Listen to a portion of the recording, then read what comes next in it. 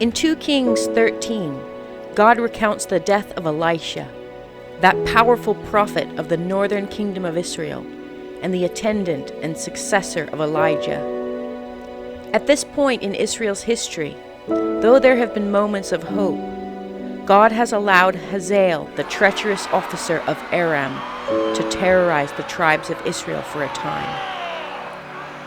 And now comes Joash, king of Israel, to the bedside of Elisha at the exact time God appointed, when Elisha became sick with the illness of which he was to die. In his grief, Joash speaks the words Elisha also called out at Elijah's ascension.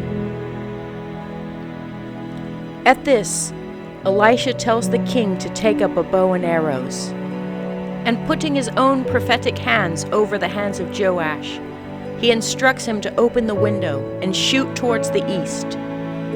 A single arrow of victory, a symbol of God's perfect, flawless plan over the evil one, a sign that God would not leave his people until he, the creator of the universe, had done all that he had promised.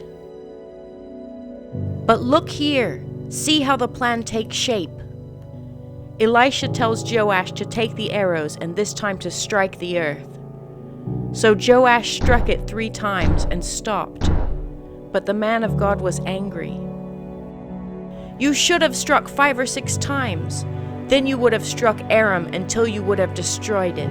But now you shall strike Aram only 3 times. There is a world of wonder in these words. In a flash, God carries us back to creation, his 5 acts of creative power, and then the 6th, bringing man to life from the dust of the earth.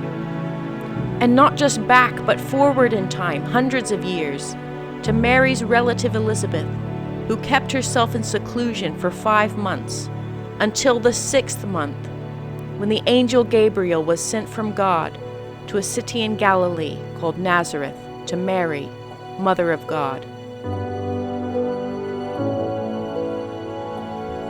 And fittingly, Elisha's words to Joash carry us even to Jesus himself, who meets the Samaritan woman by the well and surprises her with his knowledge of things she has never told him, that she has 5 husbands, and the one whom she now has is not her husband. This she has said truly. Why was Elisha angry at Joash? Perhaps Joash would never understand in his lifetime why he would strike Aram only 3 times, a victory that would be made full another day.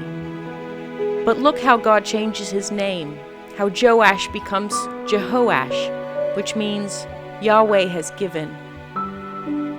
We who have the whole Word of God can see, if we look, if we ask, that in these few words of Elisha, God gives us the history of the whole world, creation to new creation, beginning to end, and beyond to new beginning.